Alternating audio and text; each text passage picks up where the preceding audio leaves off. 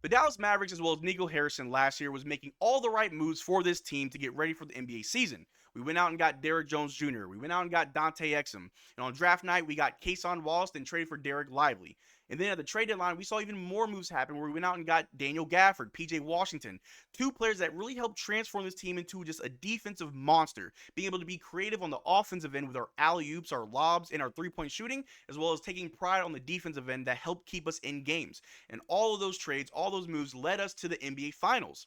However, there was one player that did elude the Dallas Mavericks, and that was Matisse Thybulle. He was on his rookie extension. The Portland Trailblazers were able to match the offer sheet, and unfortunately, that just didn't work out for us. However, with the new direction that the Portland Trailblazers are seeming to go, there may be another opportunity for the Dallas Mavericks to potentially get Matisse Thybulle in a trade that I think would really benefit the Dallas Mavericks. So in this video, we're going to break down what happened last year with Matisse Thybulle, how he could actually fit the Dallas Mavericks now, and what trade needs to happen in order to make that trade happen.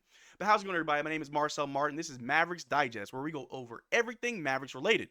And before we get started with today's video, only 8.1% of you guys have that bell notification on. It might be the off season, but it's not my off season. I'm still bringing you guys content on a daily basis. And if you want to be up to date on everything that we do, make sure you ring that bell notification, and I'd appreciate it greatly. But like I said in the intro, Matisse Thybulle was a player that this team was going after last year. We got Grant Williams, we got Seth Curry, Rashawn Holmes. We were building a roster around Derrick Lively, building a roster around Luka Doncic as well as Derrick Lively to just make a good push this year, trying to make the playoffs after we missed the playoffs the year before. But who knew that we were actually going to make the NBA Finals? But like I said in the intro, there was one player that did elude us, and that was Matisse Thybulle. He was coming off of his rookie contract. He was with the Portland Trailblazers, and we did send over an offer sheet that was kind of more in favor of Matisse Thybulle, very player friendly, in hopes that the Trailblazers wouldn't match that, and they would just allow us to sign Matisse Thybulle. But unfortunately, that didn't happen, and Matisse did stay on the Portland Trailblazers. But if we look at this article right here, the article that I found here over the Matisse Thybulle situation says the Dallas Mavericks implemented a poison pill, and they were hoping that would prevent the Blazers from matching, Haynes said. The poison pill that Haynes spoke of was Dallas adding a player option following the second year in the deal, along with a 15% trade kicker and the structure allowing Thybulle to be paid half of his annual salary by October 1st each year.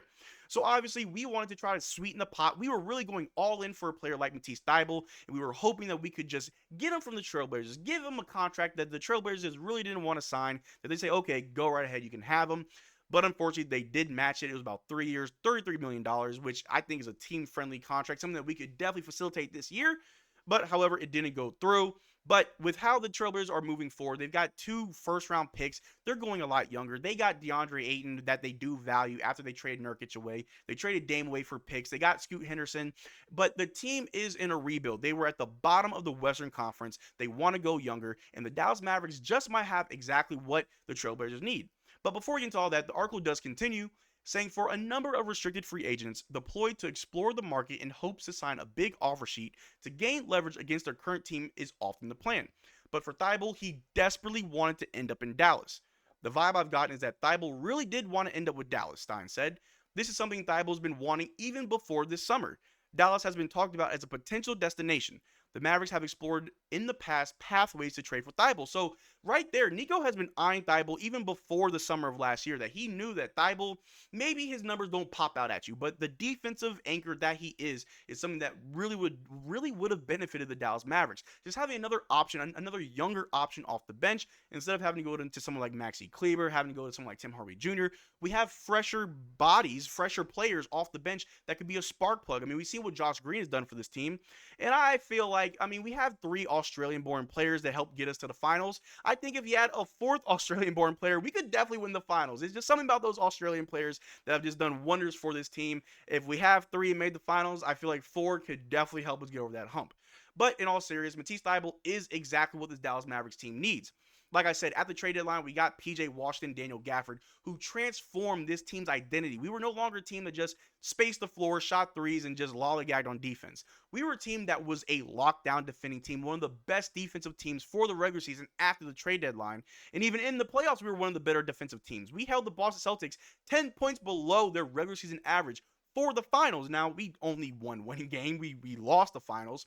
But if our defensive is any indication of what this team looks like now, adding someone like Matisse Thybulle, who's made multiple all NBA defensive teams, could just make this team just a guaranteed defensive monster in the league. And if we take a look at his numbers, again, nothing really jumps out at you. He's 6'5". However, he does have a 7-foot wingspan. I think PJ Washington has a 7-foot or 7'1" wingspan. So he's a long, crafty defensive player.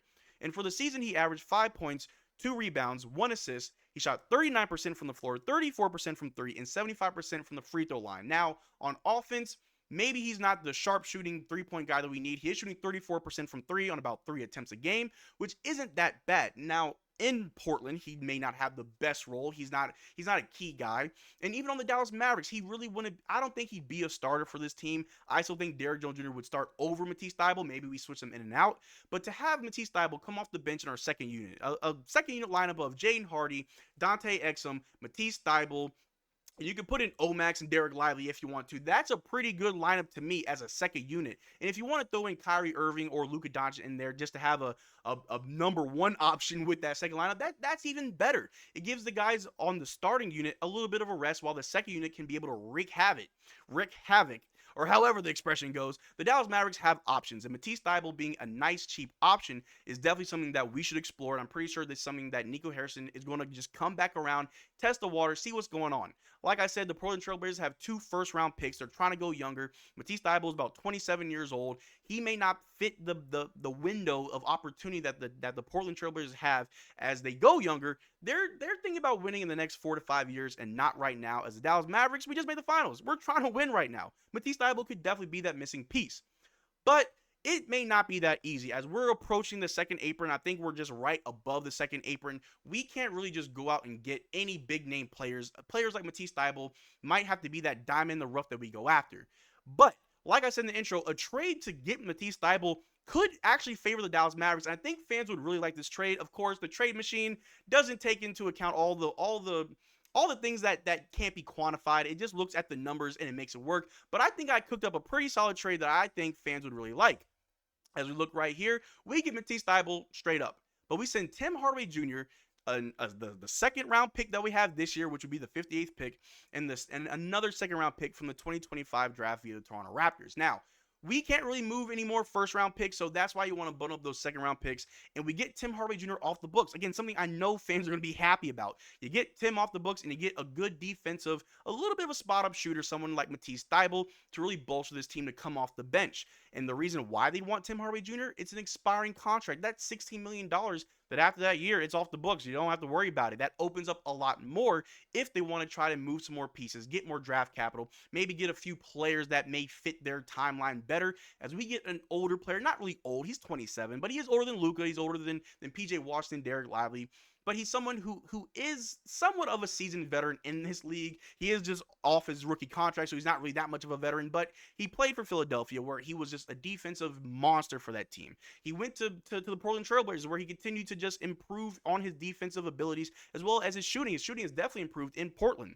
And I believe that if we're going to make any moves this season, and like I said, the money, we're approaching, or we're over the second apron right now, we can't make big moves. But those small moves might be exactly what we need. Last year we got Derrick Jones Jr., Dante Exum, a player that was on a 1-year, $3 million or $2 million contract, and Derrick Jones Jr. and Dante Exum, who's playing overseas over the last few years. And those two players had a huge impact on this team. And I truly believe that Nico Harrison is someone who knows the value of players, no matter if you're a big name player or a small name player, if you're a role player or a starter, it's all about the fit. And if you're a player like Matisse Thybulle who wants that, the report said he desperately wanted to play for Dallas. The mutual interest is there, so we don't have to worry about signing him or trading for him, and then he leaves after the contract. If he wants to be here long term, I'm all for it. You want players that want to play for your team, but also you want players who want to work for your team. And I actually believe that Matisse Thybulle could be that player. But if you guys think differently, let me know down in the comment section down below. Do you think Matisse Thybulle is a player that we should go after? Do you believe that 4 Australian-born players could help us win a championship? I believe it. It's never been done before. And if anybody, why not us? But thank you guys for making this far to the video. Make sure to check out our Twitter and Discord. Links in the description below. We are doing another giveaway. The winners will be announced in the first week of July. And the only way to enter that giveaway is to become a channel member of any tier. So consider becoming a channel member. But until next time, y'all take care. Drink water. Peace.